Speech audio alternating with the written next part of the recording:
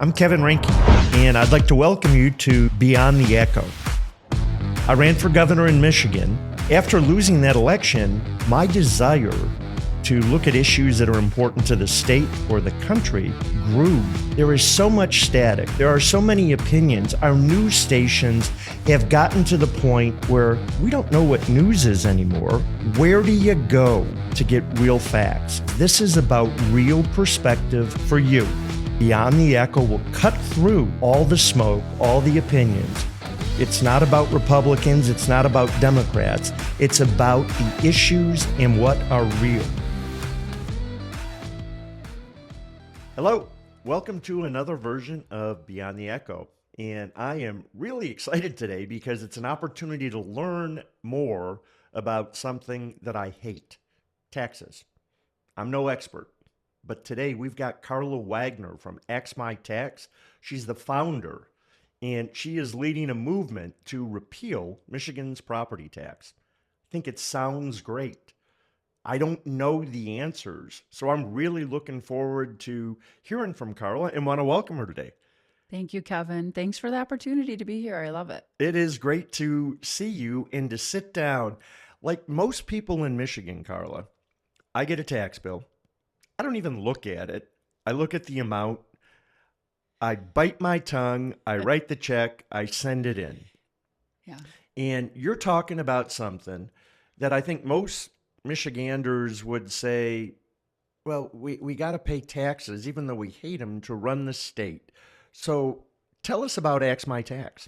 So AxMITax is specifically, at least at this time, we're talking about property taxes. We're talking about the total elimination of all property taxes in the state of Michigan.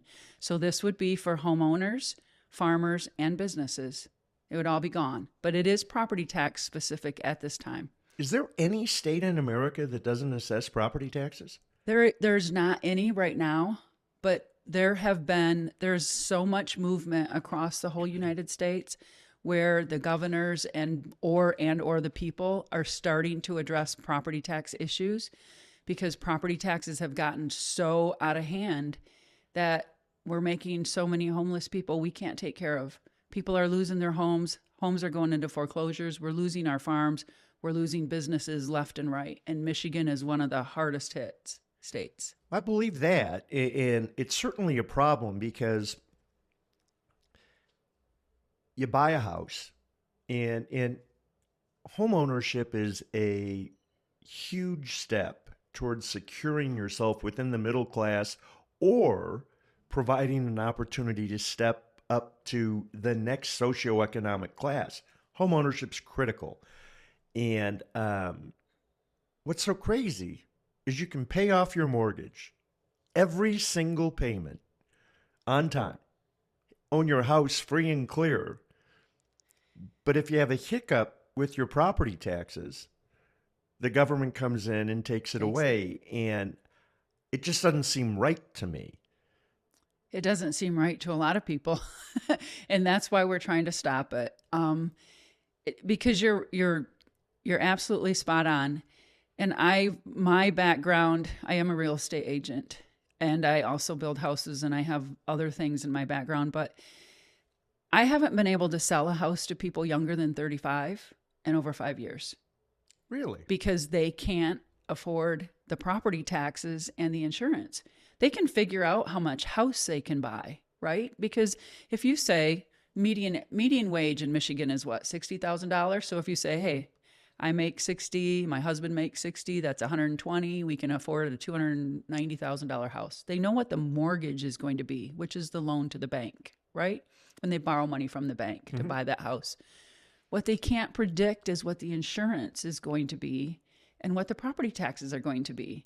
Because the property taxes go up based on your property value going up. The Headley Amendment capped our property values at going up no more than 5% every year. It used to be, they used to go up 1%, 2%, 3%, but the last couple of years, because of the inflation, they've been going up the full 5%. So you have rising property values, and then you have your millages that you multiply your value by, right? to get your property tax. Well, there's multiple millages on everybody's property tax bill, and then we keep voting more millages on there, right? So when your assessor comes out and reassesses your house, your insurance is going to go up, right? So your insurance is affected by the assessment, by the rising value, but so are your property taxes. And it's not only that they're going up with your value, the value of your house, but we keep adding more millages. So like I have a grandson, prime example, I have a grandson that's graduating this year from high school. He's 18.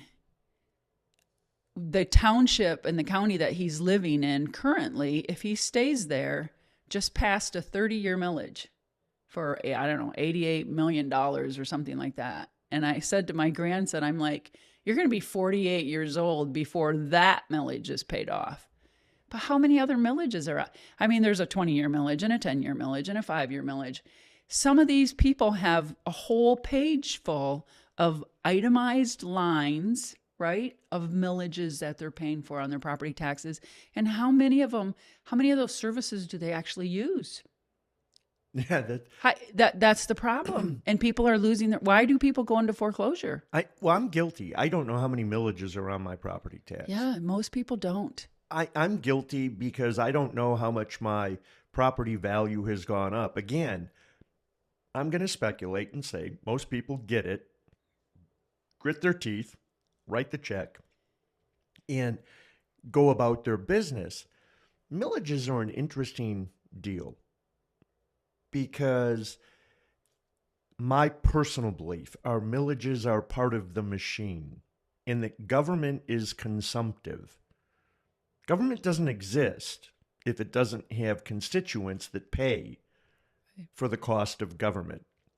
And so government jobs are traditionally high paying versus the standards in the state. Government buildings are in many cities, counties, townships, the nicest buildings in the whole area. Yeah.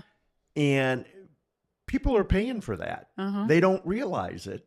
But when that new fire department goes up and it is state of the art, it's your building, not the firefighters, and these millages. So let's walk through. If we can, what your proposal to eliminate property taxes does to government. Because I think my property tax pays for the cost of government. Prove me wrong. Well, that's what we've been taught. We've been taught that if we don't pay property taxes, the world is going to end. The sky is going to fall. The state is going to collapse, right? If we don't pay property tax. And why do we think that? Because the penalty for not paying your property tax is so severe. It's the loss of your property. If you don't pay that property tax bill, you're going to lose your property. That's a pretty severe penalty. What's the process for not being able to pay that? Absolutely. What's the process for government if you are late on your property taxes? Is there a time frame before the government can start to foreclose? And what's the process? How does that work? Yeah, and I'm not an expert on that, but I have taken some people through that foreclosure process. You have between like 2 and 3 years. When you are late in your property tax payment, they start assessing penalties and interest, and it's not cheap when they do that. So that starts compiling on top. Most counties, it's 25%. Yes, it's a lot. It's a lot. And then what happens is they'll start sending you letters. Like within that 2 to 3 year time frame, they start sending you letters. You're delinquent in your property taxes, please pay up. You're delinquent in your property taxes, please pay. If you make any payment, does that delay, or is there a set period of time that you must complete? Yeah, and again, I think some townships and counties do things a little bit differently. There's some counties will say, well, Karla, we have programs in place to help people keep their homes. And I'm like, okay, but who's funding the programs? Other taxpayers. You're taking money from other taxpayers, right? Right. You're taxing other people to fund a program to help someone from going into foreclosure. Okay, sounds nice, but maybe you're going to put somebody else into foreclosure trying to save that person from foreclosure, right? Because that could happen too. So you start getting letters. Some county treasurers will definitely try to offer you a program or a payment plan. But the thing is that with the penalties and the interest, it compiles so quickly. And then if you're behind in 1 year and you can't catch up and you're still trying to pay that year, how are you going to pay the next year? Oh, absolutely. And how are you going to pay the next year? Right. I mean, unless you have a rich uncle that dies or something happens. But usually it's the opposite. It's not, pennies from heaven. It's another disaster.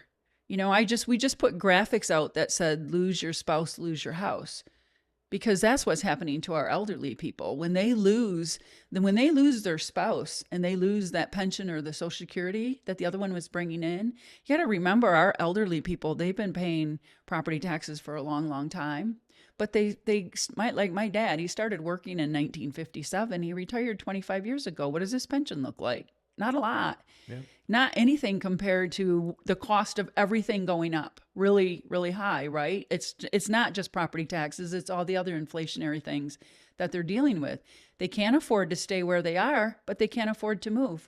Because if they moved, they would be paying property taxes at today's prices, where right now they're kind of locked into the property taxes that they've been paying for as long as they've lived there. To your point, Michigan potentially can be harder hit because very few people realize our fastest growing demographic in Michigan is 65 and older.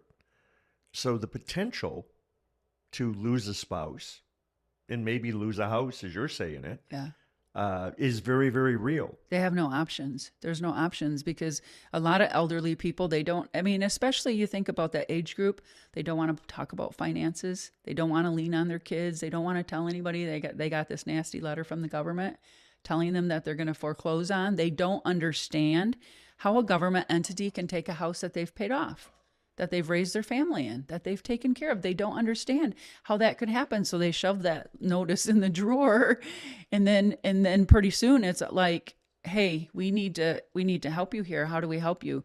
Are you early enough into the foreclosure process that we can still sell your home and you get the benefit of the fair market value, right? If we can hurry up and sell their house before it goes all the way through the foreclosure process, we can help them sell, but they're still forced to sell. Maybe they don't want to sell. Maybe they don't want to move. Maybe they want to stay there. Well, I get that. Yeah. Okay. And so I'm torn because at some point, there has to be a consequence for not participating in society, in my view. I don't know what that point is, but help me understand, what percentage is property tax of your local government's budget?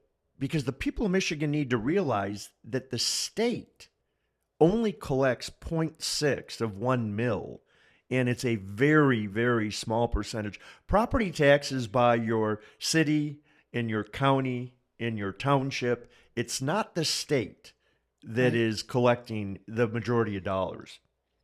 Yes and no from our property tax, right? Because think about it. Is property tax the only tax you pay? Absolutely not. No. There's a multitude of other taxes and fees and permits and everything that we pay here in Michigan. We don't have a revenue problem. We have a spending problem. How many times have we heard that? Absolutely. Right? That's why, Mr. Trump, Doge, it bothers me that we even have to have a Doge, right? Because shouldn't government be fiscally responsible anyway? And why do we have to have a department that's going to make somebody fiscally be responsible? But to your question, the state gets very little property tax dollars. The state. Mm-hmm. Most of it does go to the townships and the counties. They are going to lose money if we eliminate property tax. However, there's other methods of funding the townships and the counties. What would those be? Taking money away from the state, because the state is spending a lot of our money not in the best way and not in our best interest. I think we both agree with that. Yeah, we're building, the state is building splash pads. The state is building equestrian centers. The state, that's not what the state should be doing with our tax dollars, right? None of those pet projects. If you just saw the latest thing, it said that the Lansing Democrats want to fund 800 pet projects. Yeah. I don't know if you saw that. There's a few How are Republicans they? that want to fund Absolutely, pet projects the as well. Republicans are just as guilty. But it's like, but that's not what our state government is supposed to do. They're supposed to provide essential services, right? They're supposed to provide essential services. So at the state level, the state gets very little of our property tax dollars, and it all goes into the public school aid fund.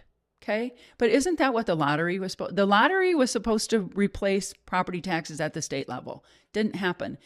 The increase from 4% to 6% in sales tax, remember when we jumped up to that 2% increase was supposed to replace property taxes at the state level. Didn't happen. Okay.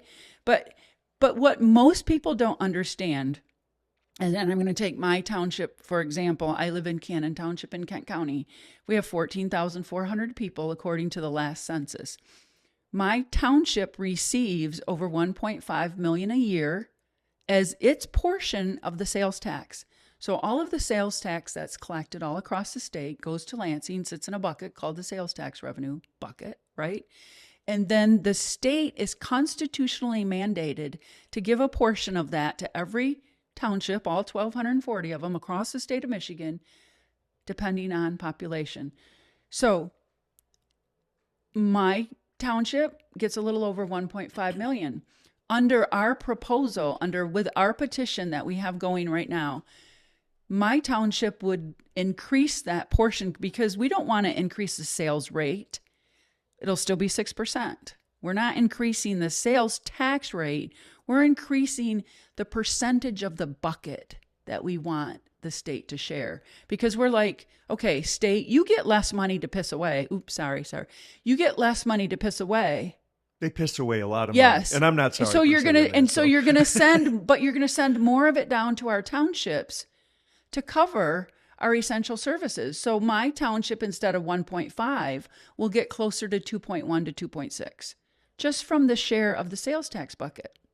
But we didn't stop there. We said, okay, there's a lot of money, state income tax, that you're very well versed on. State income tax is the largest revenue source for the state of Michigan. Personal that income bucket, tax you're talking about. Personal state income tax. Yep. Yes, personal income tax. That is the largest revenue source for the state of Michigan. I think it's 12.8 About billion. 12.8 billion. Yep. So that is the largest bucket, and we are asking for a 10% cut of that bucket as well to go down to the townships and the counties. And then we also want a 10% cut of alcohol, marijuana, and tobacco taxes sent down to the townships and the counties. So that will replace some of the funding. Now, everybody's going to have to tighten their belts a little bit, just like we do. Every person in Michigan has had to tighten their belt. They have to budget. They have to be more careful with their spending. So we have to require that the state do that too, but not just the state, the townships and the counties. I have a township that built a pickleball court for $560,000 and then said, well, you need a fire millage if you want fire service. I'm like, wait a minute. The fire service is essential. The fire department is essential. The pickleball court is not. Now we're spending $1.275 million on another walking trail. Why do we have a fire millage? Because that's essential. They like to spend the money that they have, and then when it comes down to the essential services, they tell you, oh, you need to sign up for a millage in order to have that service. Have you ever heard of the phrase OPM? Mm-mm. Other people's money? Yeah. Mm. It's really fun to spend other people's money. And I think Lansing's drunk on it. I think American government is drunk and on taking from the largesse of the American people. I think that government, and I don't know when, has morphed into a disrespectful, consumptive animal of really well-intended people. But my dad used to say something to me all the time. He said, there's more good causes than there is money. And he said, government talks about all the good causes because it's not their money right. that is required to pay for it. Right. It's yours. Yeah. And he said, be careful of those good causes. They'll to break your point, you. the walking trails Carl, I think I'm a little bit older than you. We didn't have walking trails when I was a kid, and survived. We didn't have $2 million football fields with astroturf and special lights that didn't glow in the dark, and all the things that, you know, in today's world people think they have to have. Right. No, they don't. Yeah. You know, what's essential service for you? Police and fire. Police, fire, county roads. Well, Because the state government is not responsible for county roads. County Right. is. Yep.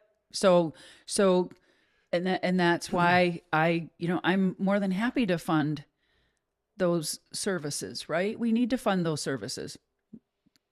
But what is not essential, there's a lot more. I'm just thinking about my property tax bill, my own personal property tax bill. I have a zoo and museum on there that I'm paying property taxes on, a zoo and a museum. And I'm like, I don't even go. I don't go. How many people don't go to the zoo and museum, and yet they're supporting them with their property tax dollars? And why? Because there's not enough people going for them to stay afloat on admission. You pay admission when you go to the zoo and the museum, right?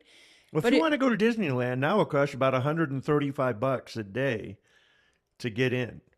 Yeah, how come nobody's paying? I want to go there. How come nobody's paying for that for me?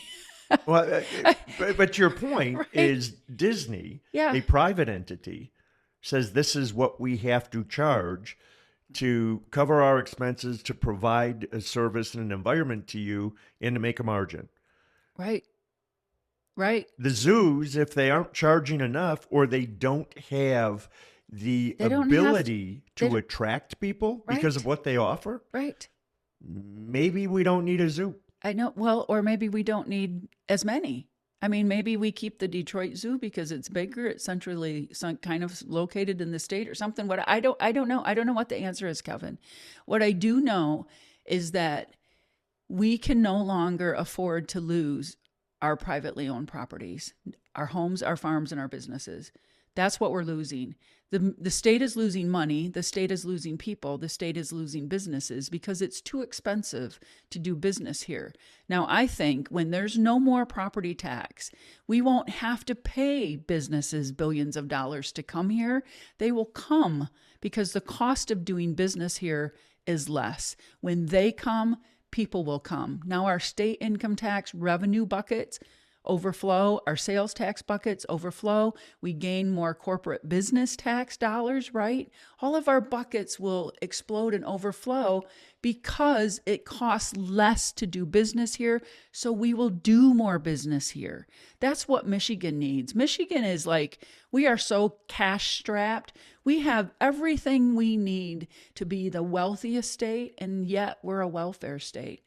Even Trump talks about having to make Michigan, the manufacturing capital of the world again. We can't do that.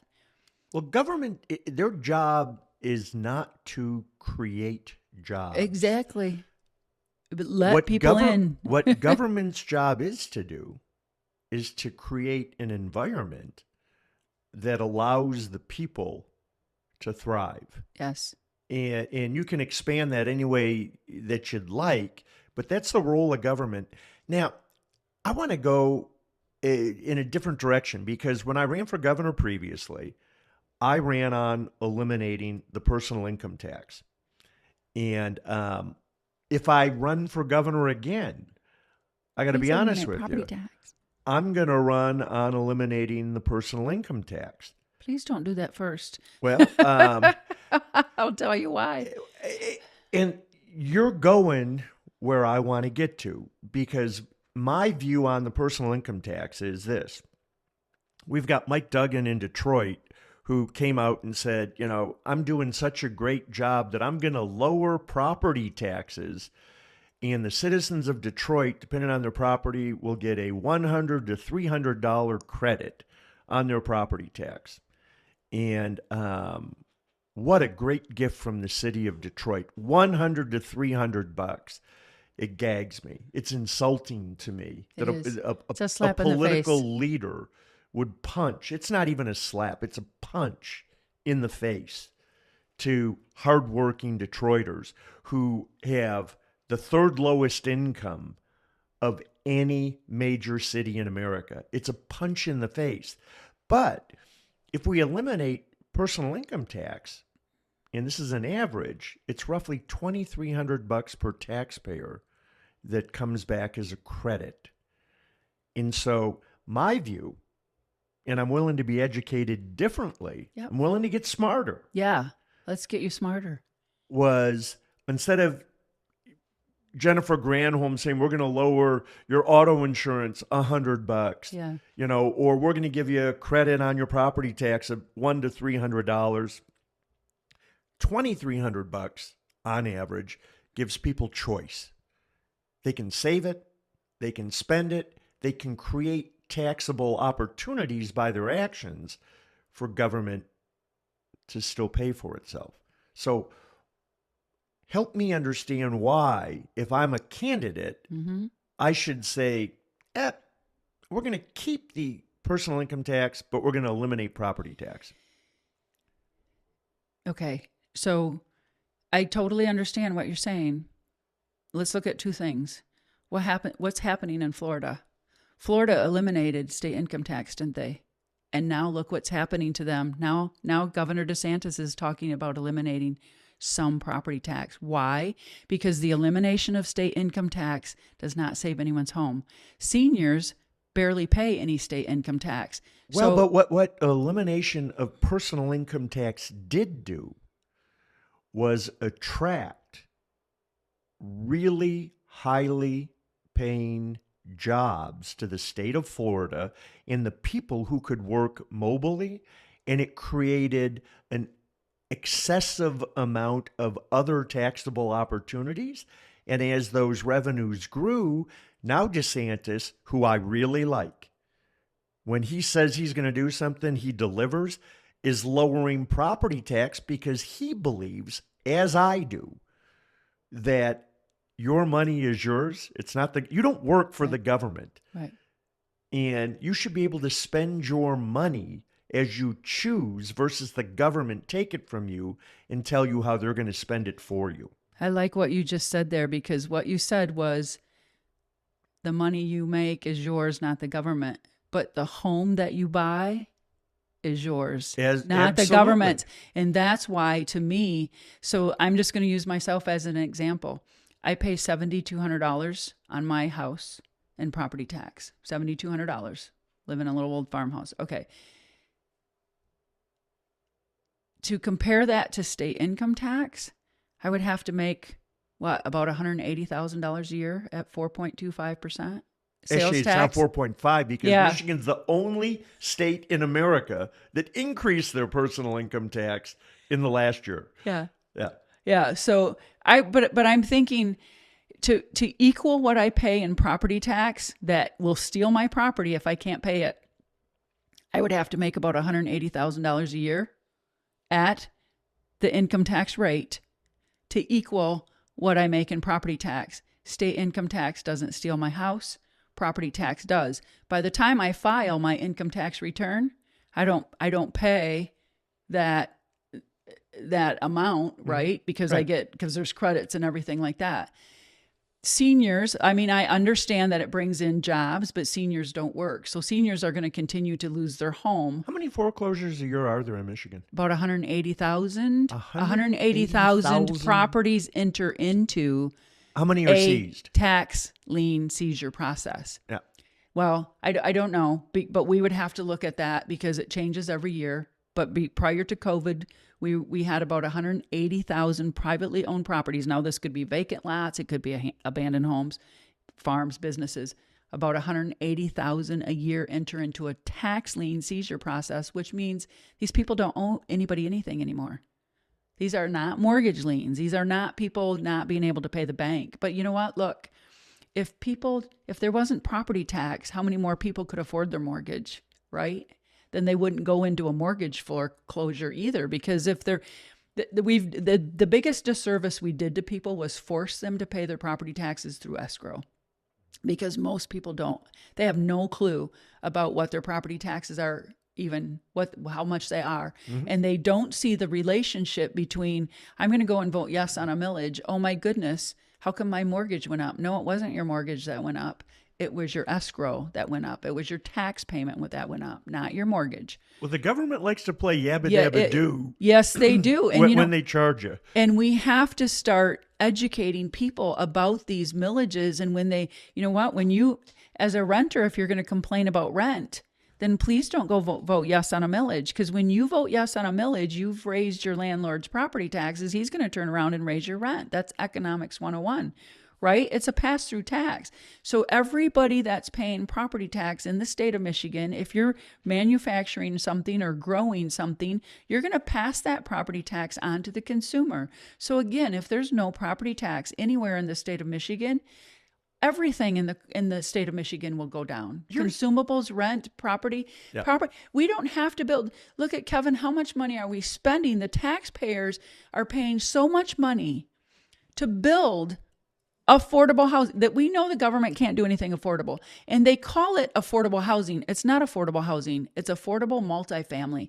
We're being taxed out of our single family homes to build multifamily units. We're going to, As local governments are building land banks, by the way. Absolutely. And we're funding those with our millages. Did you know that? Absolutely.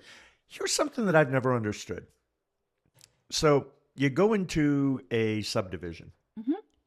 And there's 100 homes in the subdivision. And each one of those lots is 100 by 100. And that's your property tax. To me... With a house on top of it. No. Just it's blank land. Okay. But it's called property tax. And what I've never understood is why, if one house is 2,000 square feet, and the house next to it is 3,000 square feet, the 3,000 square foot house is probably going to be charged more in taxes when the property is equal in size and scope. And that's really what is being sold.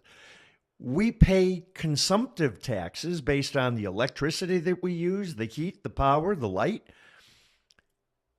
But I've never understood why citizens should be punished from a tax perspective by the government that they pay for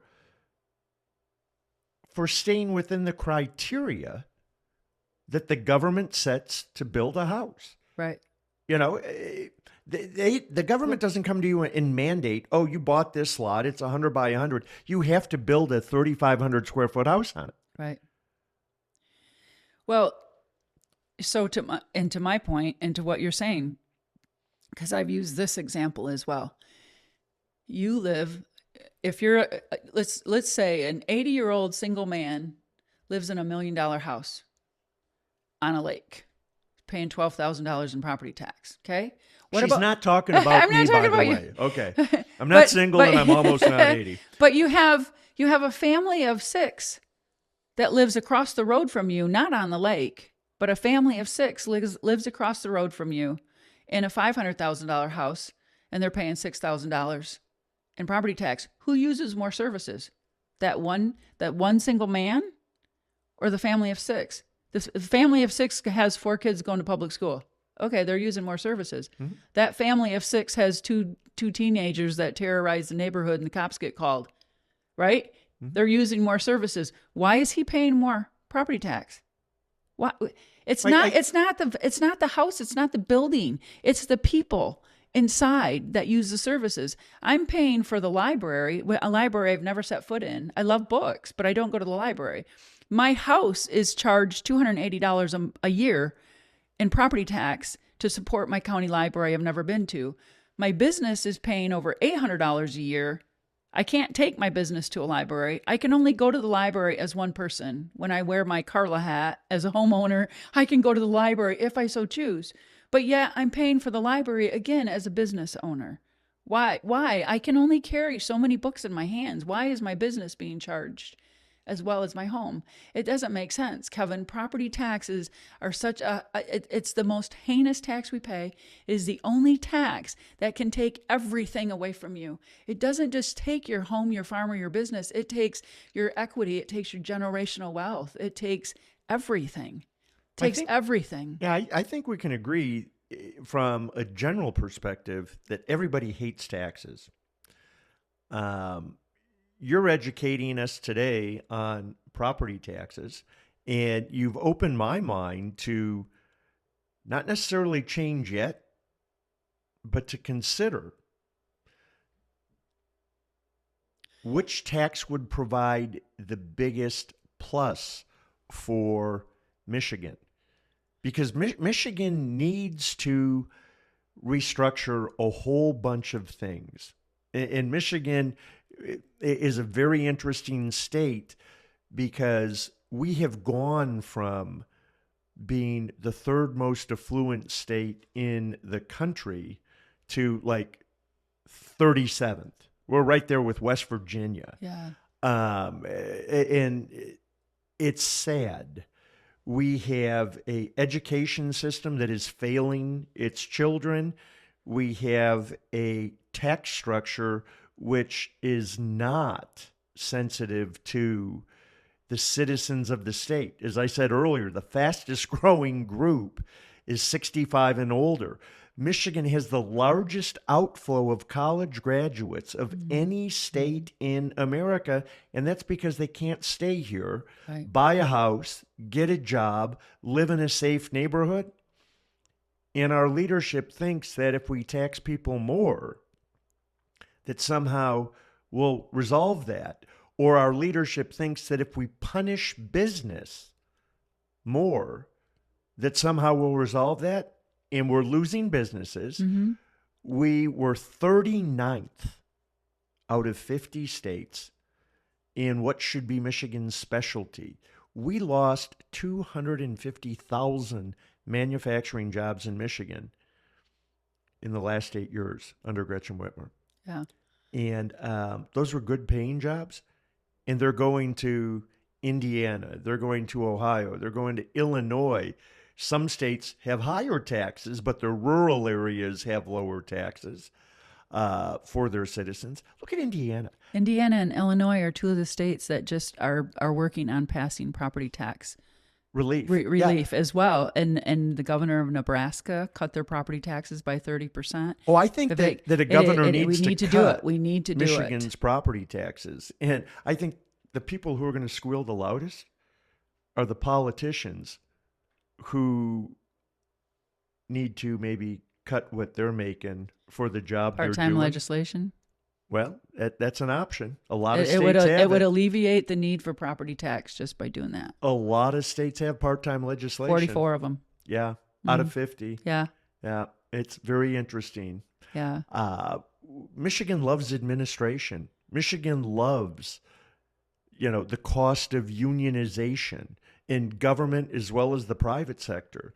And, think of it this way. When the government gets involved with something, it normally costs 35 to 50% more Yeah. than when the private side of things.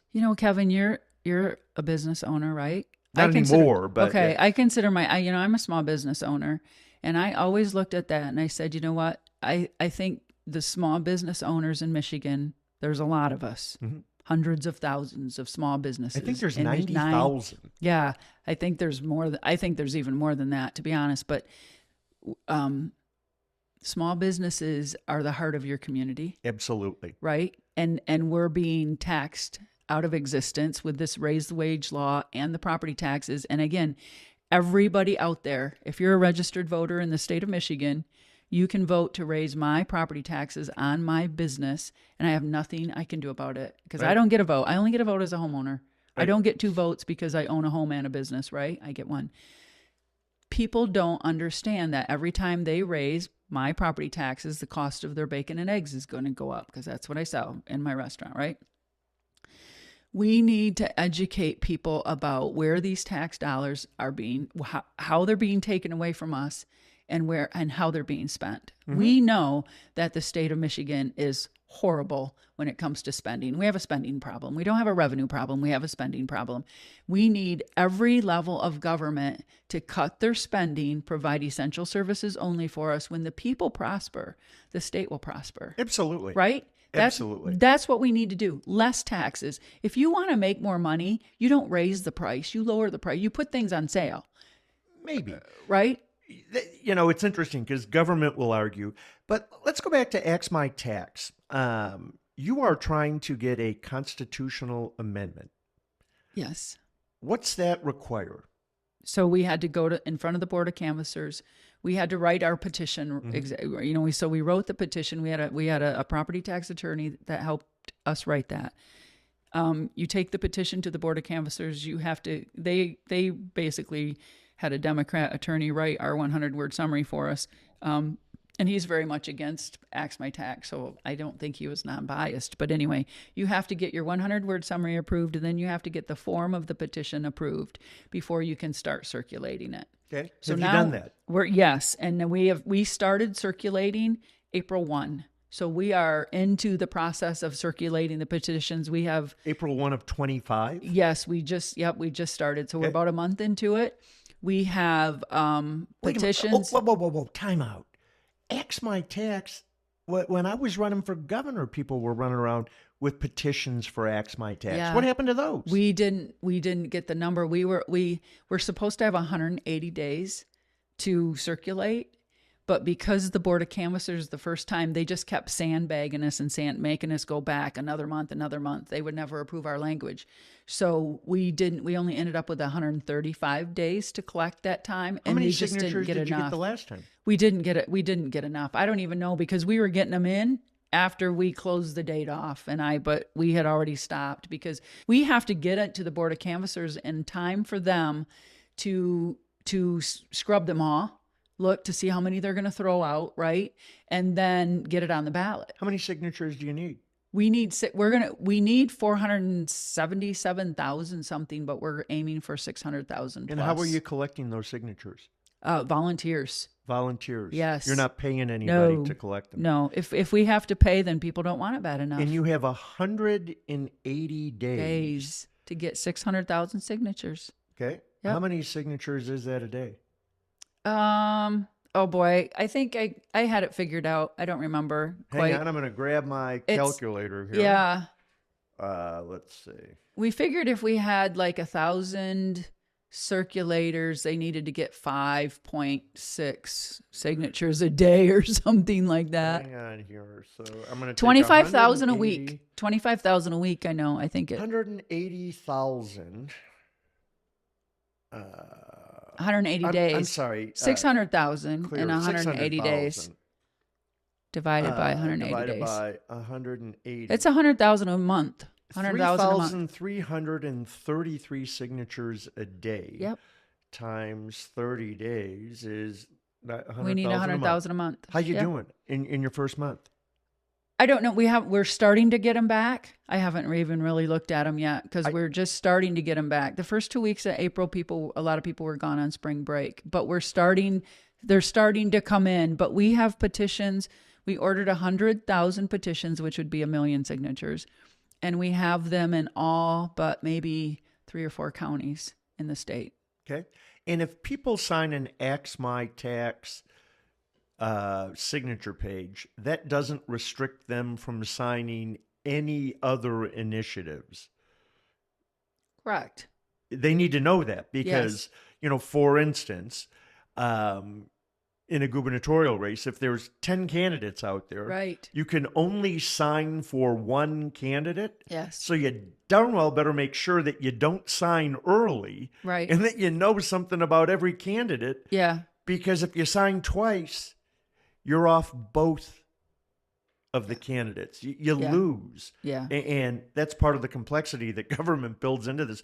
The signature thing in and of itself is a waste. Yeah. In my opinion. And we just, another person, and, him and I have been talking about it quite a while. And I think he actually had a representative read into a bill type thing or sponsor a bill to remove the 180-day requirement, because it's when you have a grassroots movement, when it's the people and you have to rely on donations and volunteers to get 600,000 signatures, we have a right to petition. It shouldn't be that hard. It just shouldn't be that hard for us to be able to use our voice to be heard. I don't understand the 100. If it took you 2 years to get the 600,000, it doesn't change the issue. It doesn't. And it doesn't change the people's desire to get that issue across the board. But that's part of government setting you up to fail. Absolutely. And to consume your time and your treasure. I will tell you, Kevin, you know what? Yesterday was an election day for a lot of school millages and bond proposals and stuff across the state of Michigan. And I am not going to take credit for the ones that got turned down. But I will tell you what, I know in the areas that some of those did get turned down, we have some really serious AxMITax circulators in those areas. And I'm hoping, and I'm going to just let them take credit for getting those millages and bond proposals turned down, because that's what we've been saying. They've already, because they're on our property tax bill, because people have to vote for those millages and bond proposals, they've already put it up to us. They've put it in our hands. They've left it in our hands. Not a good idea, because the natives are getting restless and they're like revolting. They're like, no more. No more. We're done with government. Look at what President Trump is showing us. If there's that much level, if there's trillions of dollars of waste at the federal level, you know there's billions of dollars of waste at the state level, there's millions of dollars of waste at the county level, and there's hundreds of thousands of dollars of waste at the township level, and people are done. People are sick of it. They're done. Well, there's a breaking point. There's a breaking point, and I we've totally reached agree it. with you, by the way. We've reached it. That's why, I believe that 2026 is going to be the most important election in the history of our state. And the candidate or the candidates that believe in smaller government, that actually understand and are willing to fight for the people, yes, are the ones that Michigan needs. Yes. We need to eliminate taxes. We need to lower Shrink taxes. government. We need to Government. shrink government. We need to have accountability, or Michigan will become, like several states in America, a third world irrelevant. country. What- Well, be a third world country is Yep. what Michigan's going to turn into. And Michiganders who are really proud have to get over their feelings and start to accept the facts. Yes. And I don't mean to preach to them, but with our current environment, our opportunity with what President Trump is doing to add jobs isn't in new factories. It's to potentially fill up the existing factories that are operating at 50 to 60%. But no big company is going to come and build a new factory in Michigan because of Eagle, because of our education system, because of our regulatory environment, and because of the types of people that we have in our state and what they can do to make that business successful. Yeah. It's a hard truth. And I'm not saying anyone's a bad person. I'm not saying that our legislators aren't well-intended, but the ship sinking, the ship sinking, the ship is sinking. Yes. And it's time for us to make tough decisions. Well, when people ask me and I say property tax elimination, I'm like, I want to eliminate all property tax. They go, oh, wow, Karla, that's really extreme. And I'm like, I thought we're in an extreme situation. I thought we need to be bold. We need to slash taxes if we're going to survive. And you know what? There's going to be sacrifices. Things are going to have to change. It's no different than anything else. This is like our state is going to either be wiped off of the face of the earth, third world country, or it can be one of the best states in the United States because we have everything. We have everything here, but we just need our potential. Do you think a politician can be that bold? I think there's people out there that can be that bold, but we need a politician that's not concerned about winning re-election. Well, see, we need a politician but that's not a that'll politician. I think it's a business person. It's a business I think person. It's an outsider. We need a business person. And what's so funny to me is in 26, the people of Michigan, get ready for it, folks. You are going to see career politicians try and make themselves into business people. In 2022, or in the 20 election, I'm sorry, we had people with little or no business experience try and paint themselves as business people. And I say this because the budget in Michigan is over $90 billion. And we bring in 48 and a half. And we bring in 48 and a half. But you know what's scary? Under the Democrats, we've got a commitment for roughly another 20 billion that is funding projects in Michigan, but it doesn't fund them completely. So you could argue that we've got a budget that the people of Michigan have to pay for of over $100 billion. And 8 years ago, it was half of that. Yeah. 8 years ago, it was half, and it was too big 8 years ago. We were spending 53 to 58, but we were getting 40. Our revenue has hardly changed. In fact, I think if you look at the House Fiscal Agency poster from February 2024 to February 2020 or to December 2024, our revenue's going down. Property tax bucket's the only one that's gone up. Well, it maybe has gone down a bit, but one thing that is interesting, and again, I've looked at personal income tax. There's 11 states that have passed the repeal of the personal income tax. In every one of those states, you know what's happened? Tax revenue has increased. Well, by decreasing taxes. And to your point, Karla, be it property tax, be it personal income tax, when we lower taxes, there is data, proven data, irrefutable data, that by lowering taxes, we increase revenue. And a lot of people in Lansing can't do that math. Right. They don't get it. They don't. Kevin, I've spent 5 years on this now. It's almost been 5 years. Thank you. And you know what? I've spent a lot of time talking to people in Lansing, our House reps and senators and other people. Talked to some economists. Was up at the Mackinac Policy Center. Talked to an economist from Hillsdale College, trying to figure out what is the best way to do this. And it's like we no longer have the time to pick away at it little bit. It's got to be like I said, slash it, take the axe to it, cut it in half.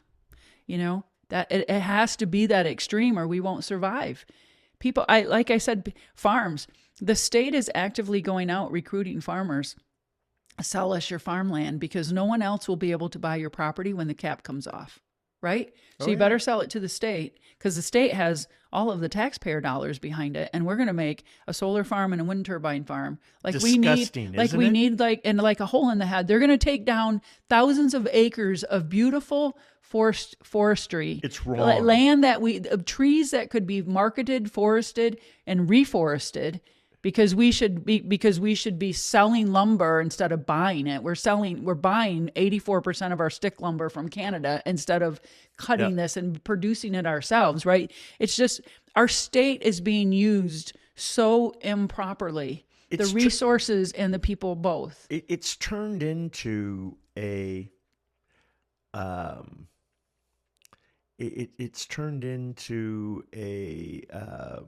damn near a communist state. And it's run by the bureaucracy at the expense of the people, and things that make sense to help the state are ignored because of emotion. Yeah. And the people have been divided in this state. There's so many things wrong with Michigan, and yet it's a state I love. I'm going to ask you something. If I run for governor, would you sit on a tax commission? Absolutely. I would love to have you at the table. I don't agree with everything you've said, Karla, and part of it is because I don't understand 100% of it. Yet everything you said intrigues me and brings me to many more questions, but we don't have time for all those today. So will you come back? I would like to rewrite the state income tax return. I know you want to eliminate it. Let's get rid of property taxes first, save everybody's property, and then we start working on the income tax. But we got to get rid of the property tax first. I want people to maintain ownership of their property. I think it's critical. And then we get rid of and then we work on the state income tax. I think it's critical. I'm blessed in that I have access to two of, I think, the best economists in America, Steve Moore and Dr. Art Laffer. And Art Laffer wrote the Reagan tax break. Okay. And Steve Moore wrote the Trump tax break with Art Laffer that was implemented in 2016. Two of the largest tax reductions in the history of America that were followed up by the best economies, the greatest gains in personal income for every level of society. And I'm not one of those people. I don't believe in class warfare. There's going to always be someone who makes more money than you and someone who makes less money than you. We shouldn't be jealous of that. What we need to do is have an environment where everyone can be successful in. Everyone. Not at the expense of anyone, Right. but everyone can be successful. Right. And that's my definition, and that's what I want for Michigan. And we got to have the conversations. Yeah. Thank you Yeah. for today. You have enlightened me. And again, I want you back. Let's follow up with a conversation, because usually, like I said, I bring the state's budgets, my own property taxes. I've done over 140 presentations, and I think about 78 or 79 of the counties across Michigan. And I go through those with people. And by the end of the presentation, I have township officials, county officials, fire chiefs, and sheriffs all signing the petition. And I even have some of them circulating the petition, because no one wants to see anyone lose their property. No one wants that. They just never saw an alternative for funding these things. There's an alternative. There's alternatives out there. Yeah. There absolutely is. But thank you for this opportunity, because it's important. I'm not trying to be the bad person here. I'm not trying to run around defunding the police and the fight. That's not what I'm doing. I'm trying to save people's property, and let's find that alternative method of funding that everyone can pay and no one loses anything. That's what it should be. I haven't heard anything bad. And you know what? We agree 100% that the role of government has gotten out of hand. We agree 100% that the spending of government has gotten out of hand.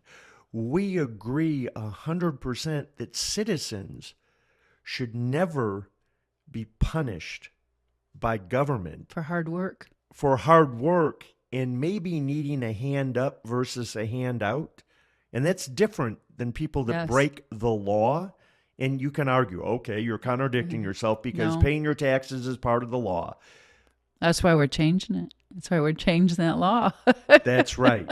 And that's where I'm open to learning more. Karla, before we leave today, can you let the audience know how they can get a hold of you? Absolutely. The best way is to go to the website, AxMITax.org. Please sign up to help us circulate these petitions. This is so important to everyone in the state of Michigan. Everyone will benefit by axing the property tax in the state of Michigan. Thank you. Again, thank you, Karla, for coming today. Absolutely. Another great episode of Beyond the Echo on issues that are important to the people of Michigan. And you get to decide.